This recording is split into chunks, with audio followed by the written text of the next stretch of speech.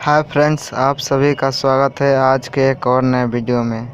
आज हम Bihar board class 10th के फिजिक्स चैप्टर नंबर 1 प्रकाश के परावर्तन के बारे में पढ़ेंगे। इसमें हमारा चौथा टॉपिक है पारदर्शी, पारभासी और अपारदर्शी पदार्थ।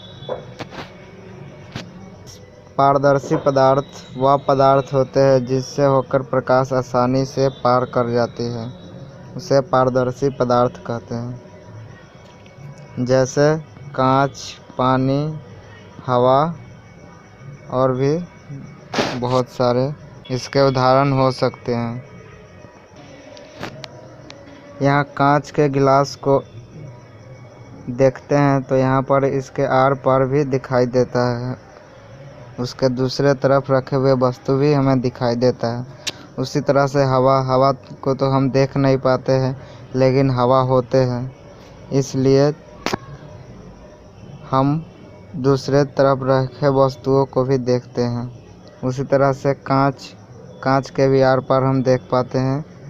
और यहाँ पर ग्लास हो गया, बॉटल हो गया, जो अलग अलग प्रकार के बोतल होते हैं, जो ये सफ़ेद कलर का होता है, उसके आर पार हम देख पाते हैं। पारभासी पदार्थ वह पदार्थ जो उन पर पड़ने वाली प्रकाश के एक छोटे से भाग को ही अपने से होकर जाने देते हैं, उसे पारभासी पदार्थ कहते हैं, या वे पदार्थ पारभासी पदार्थ कहलाते हैं। जैसे हो गया घिसा हुआ कांच, तेल का लगा हुआ कागज़, तो यहाँ पर तेल का लगा हुआ कागज़ है। रक्त हो गया, दूध हो गया, कुहासा हो गया, हल्के बादल, जो यहाँ पर हल्के हल्के बादल दिख रहे हैं, इससे ये है हल्के बादल। धुआं हो गया, रक्त हो गया, मिल्क हो गया, दूध, कुहासा हो गया। ये सब कैसे पदार्थ में आएंगे? पारभासी पदार्थ में आएंगे।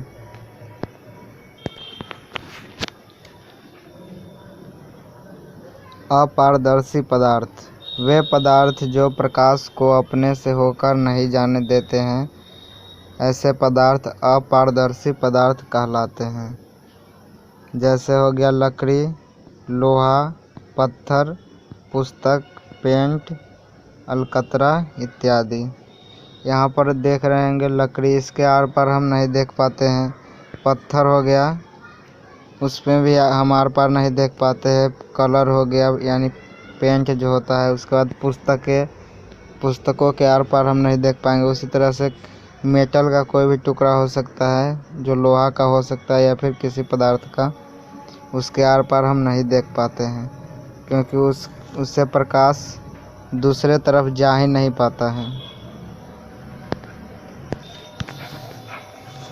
अब हमारा अगला टॉपिक है प्रकाश का परावर्तन। तो प्रकाश का परावर्तन, प्रकाश किसी वस्तु से टकराकर लौटने की प्रक्रिया को प्रकाश का परावर्तन कहते हैं। इस चित्र में देख रहे होंगे कि यहाँ पर एक गेंद रखा हुआ है, यहाँ पर एक गेंद रखा हुआ है और हमको इसका इमेज कांच में दिख रहा है। इसका कारण है कि जब इस गेंद पर प्रकाश पड़ रहा है तो यहाँ से रिफ्लेक्ट होकर के कांच पर जा रहा है और हमें इसका इमेज दिखाई दे रहा है।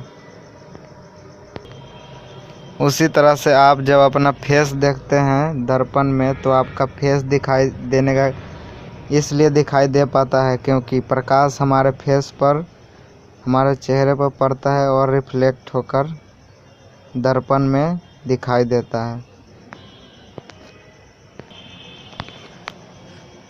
उसी तरह से शांत जल में अपना फेस या कोई भी वस्तु दिखाने पर हमारा इमेज उसमें दिखता है। ये भी प्रकाश के परावर्तन के कारण ही हो पाता है।